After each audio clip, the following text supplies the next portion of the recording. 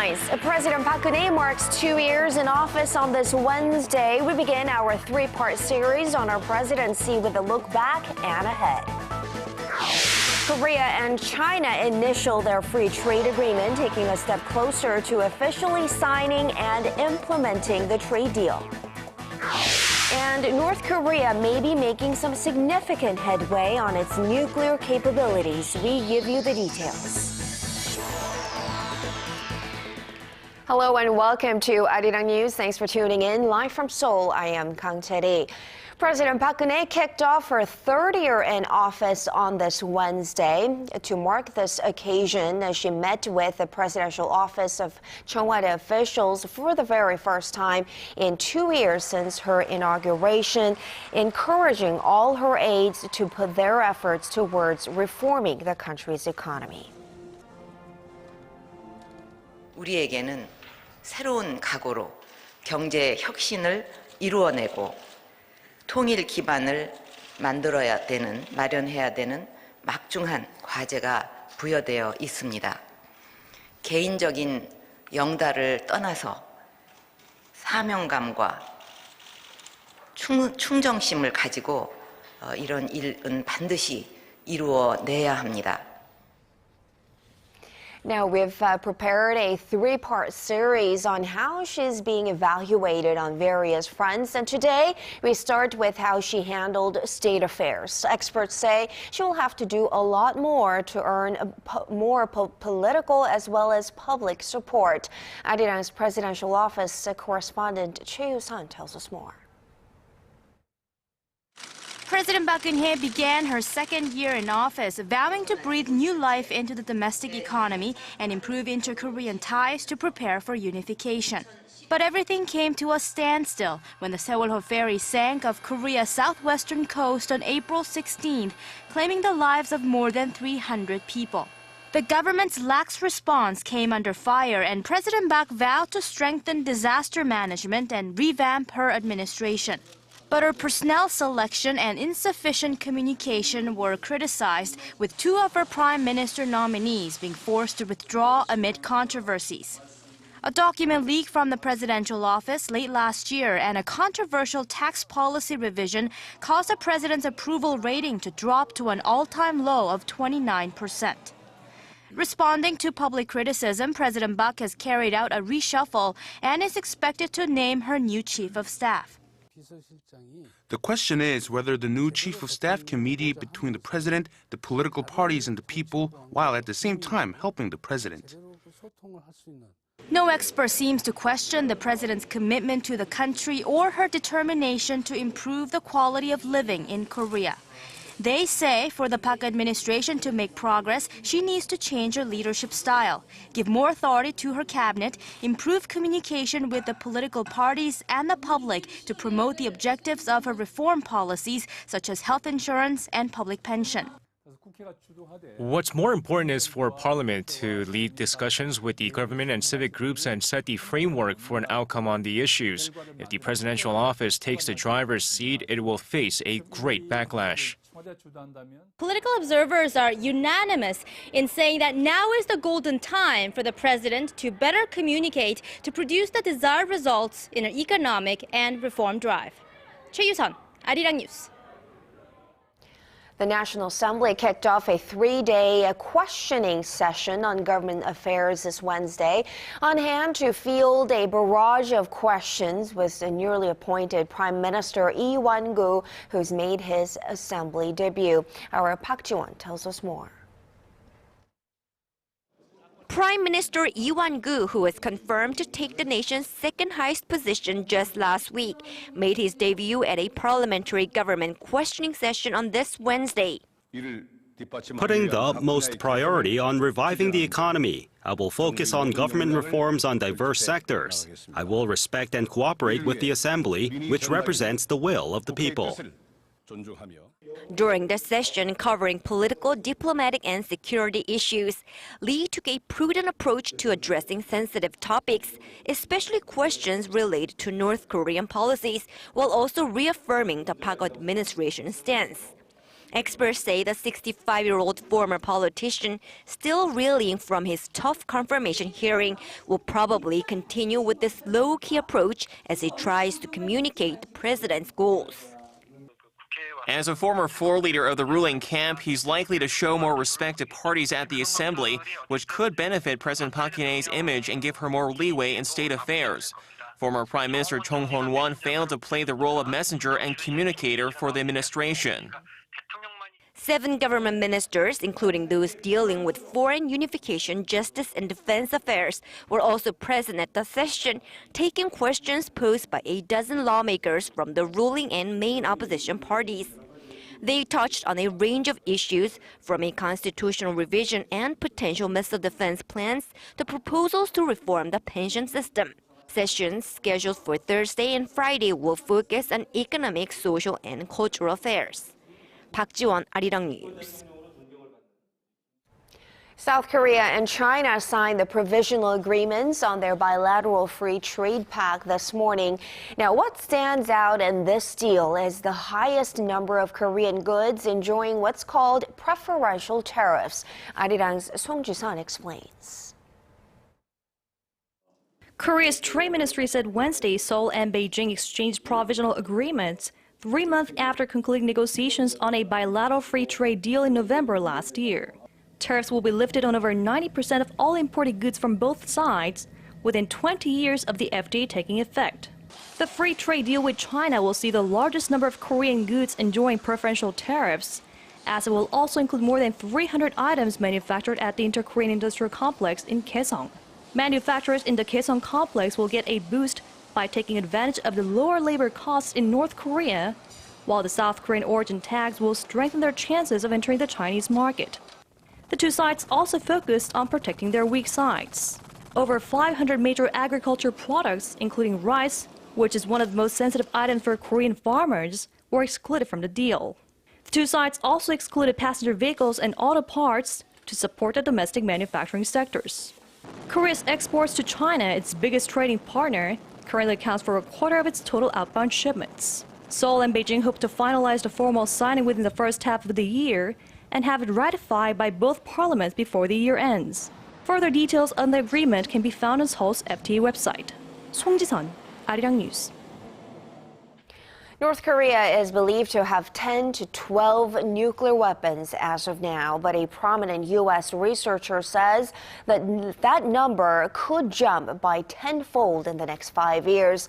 Other researchers say Pyongyang's current warfare capabilities might pose a real threat not only to South Korea, but also to the United States. ARIRANG's Kim Min-ji has the story.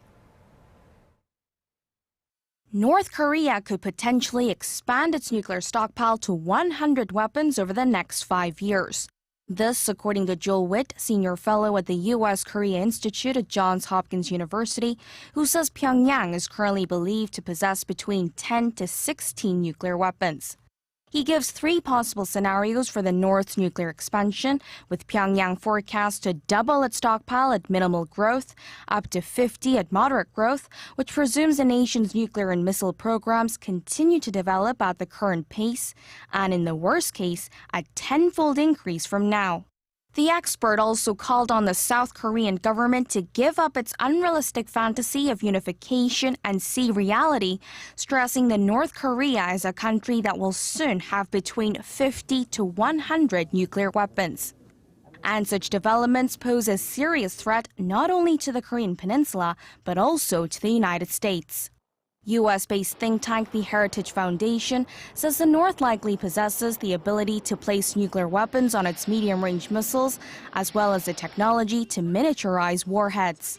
Saying that Pyongyang has an extensive ballistic missile force, the think tank added the country has deployed about 800 Scud short-range missiles, 300 Nodong medium-range missiles, and 50 Musudan intermediate-range ballistic missiles.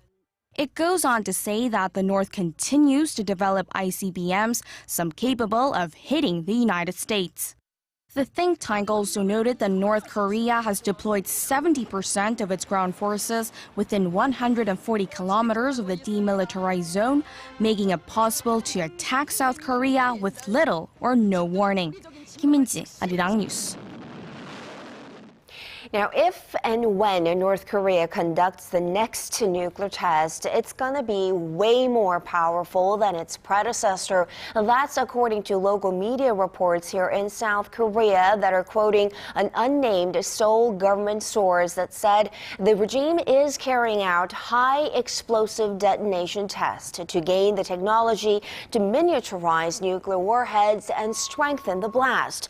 The source predicted that the fourth nuclear test would have a yield of about 10 to 15 kilotons. That's triple the force from the first test and double that of the last two rounds. The source said no signs of a nuclear test have been detected around the usual nuclear test site, but did warn that the regime is ready to conduct another one.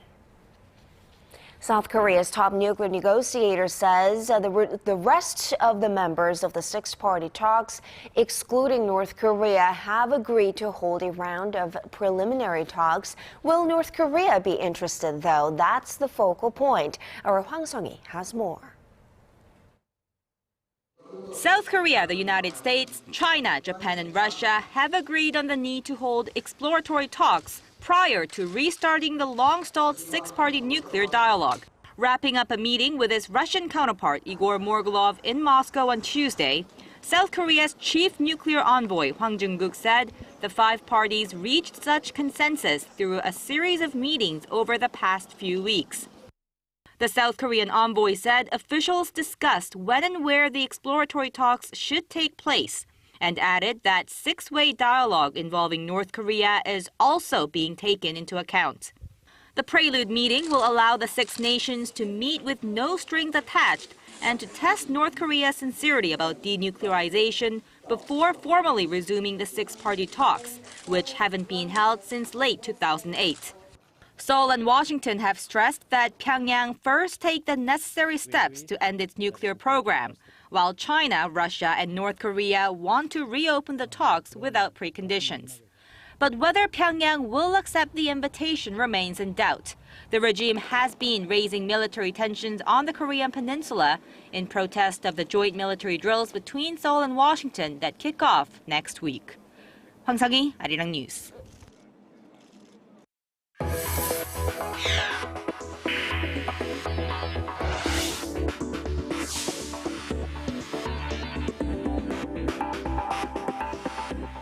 A tragic shooting incident in Sejong City today. A 50-year-old man armed with hunting rifles shot and killed 3 people, including his ex-girlfriend. Police say the suspect is seen to have had a grudge against his ex-girlfriend over financial issues, although they did add that that may not have been the only motive.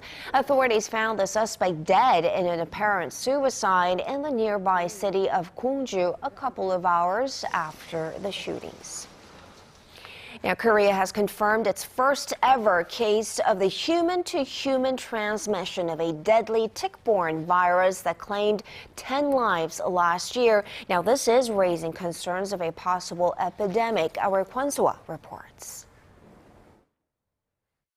A bite from this 2 to 3 millimeter sized tick could be fatal. So far, the tick-borne virus, or thrombocytopenia syndrome, was only known to infect people through a direct bite. But now, for the first time in Korea, it has been confirmed that person-to-person infection is possible. Sanitation and health authorities said Wednesday that 4 people contracted the virus from a 68-year-old patient who had been infected through a tick bite last year. It's believed the virus was passed on to them as they conducted CPR on her. The patient died a day after she was admitted to hospital. The medical staff showed symptoms of the virus, such as fever and muscle pain, but went on to make full recoveries. The case is raising alarm bells inside and outside of Korea, especially as it comes at a time when epidemics are causing fear across the world, with the deadly Ebola virus still not contained. There are also questions about why the cases were only confirmed nearly half a year after the medical staff had shown clear symptoms of the virus. Experts say the SFTS virus could be contagious through the respiratory system, blood, or other secretions, and have raised concerns this virus could become a much bigger problem in Korea. Globally, this is not the first time person-to-person infection has been recorded.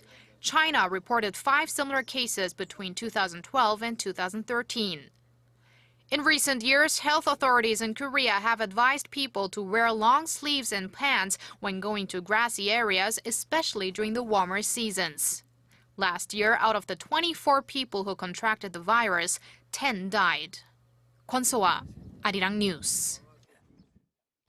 Korea's consumer sentiment picked up for the second straight month in February. The consumer sentiment index by the Bank of Korea came in at 103 this month, up a single point from January. Now, experts say this figure went up simply because people had to spend more, for example, on getting ready for the new school year, not necessarily because they felt the economy was recovering.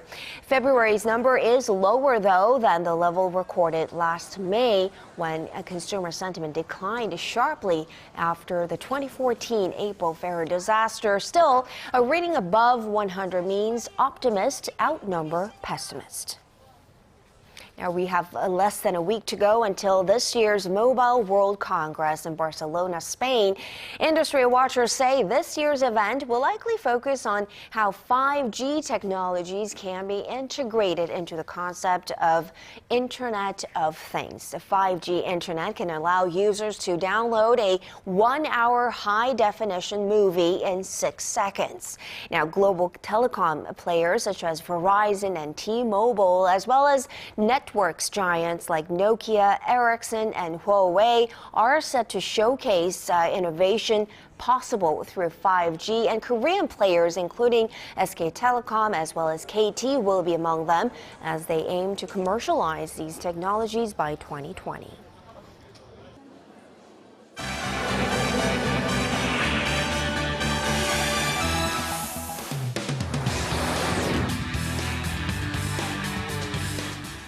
Police in London believe 3 British schoolgirls who left for Turkey last week have now crossed into Syria to join the Islamic State militant group. To tell us more, Paul Lee is joining us from the News Center. Paul, this appears to be a clear example of the recruitment of Muslim youths by IS. How exactly did they get to these teenagers? Well, investigators believe they were lured in through social media such as Twitter and Facebook, like many others before them. The families of the girls, who are as young as 15 years old, have issued emotional appeals for their safe return.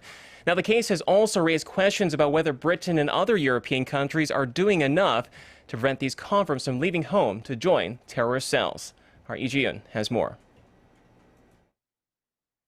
The 3 British teenage girls that boarded a flight to Istanbul last week are now believed to be in Syria. London's Metropolitan Police said Tuesday that it has enough reasons to believe the 2 15-year-olds and 1 16-year-old have made it to Syria, presumably to join the so-called Islamic State militant group.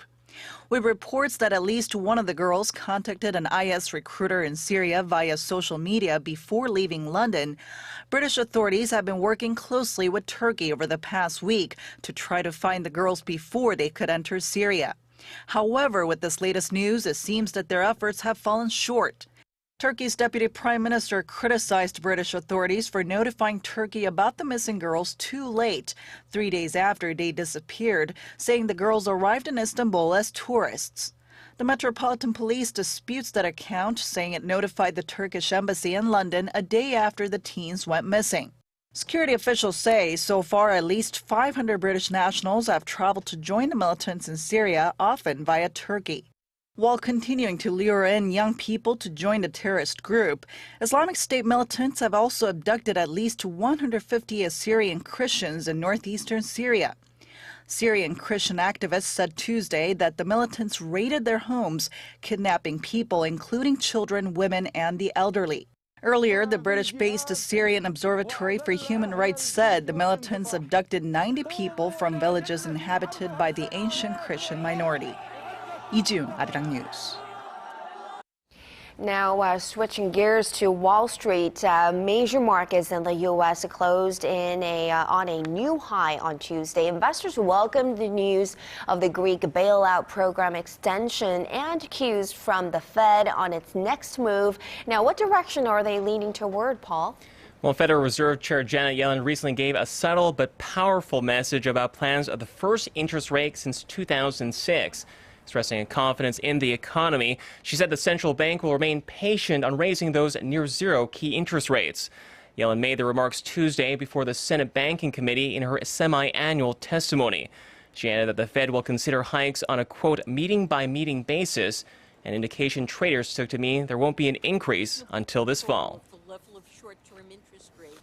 If economic conditions continue to improve, as the committee anticipates, the committee will at some point begin considering an increase in the target range for the federal funds rate on a meeting-by-meeting basis. Before then, the committee will change its forward guidance. The announcement set investors on a massive buying spree. The Dow Jones Industrial Average and S&P 500 both beat Friday's record close, ending 0.5% and 0.3% up, respectively. The tech-heavy Nasdaq rose for the 10th straight session, its longest streak since 2009. Certainly rallying there. Now let's turn to West Africa. The Ebola epidemic continues to spread, but a new experimental treatment coming from Japan is raising hopes of a possible cure. Now, health authorities are still weighing in on this treatment. Why is that? Well, this Japanese flu drug called favipiravir is being hailed for reducing the mortality rate of some Ebola patients by half. Now, that's significant, but it still has limitations. The treatment wasn't effective in those with advanced Ebola infections, and the long-term side effects haven't been explored. The Alliance for International Medical Action ran the successful human trials of the antiviral drug in Guinea. And despite lingering concerns, the medical charity group has recommended it for mass distribution. The main impact of those results and this drug in the end of the epidemic is that we hope that it will reinforce the confidence link between the affected populations and the health centers that are treating Ebola, because people now will have a strong message saying that there is a treatment specific for Ebola and that the mortality is going down in the Ebola treatment center.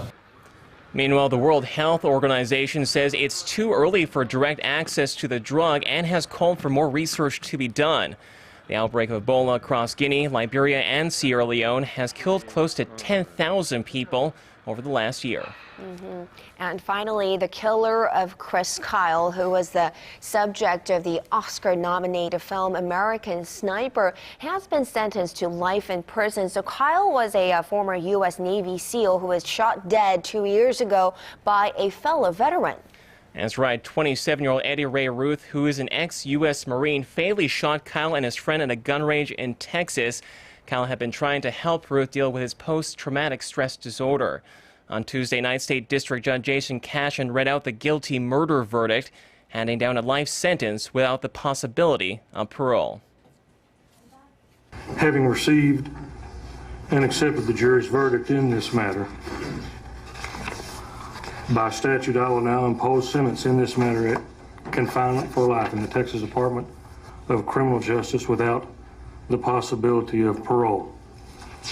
That's the verdict of this court, and I will enter judgment accordingly. Speaking outside the courthouse, the mother of one of the victims said she was grateful for the verdict. Chris Kyle was credited with the most confirmed kills of any U.S. military sniper in history. His autobiography was turned into a best-selling novel and later adapted into a Hollywood movie depicting the struggles of American veterans. Charity? All right, Paul, thank you so much for those stories. Let's leave it there for now, but we will see you again in just about 2 hours.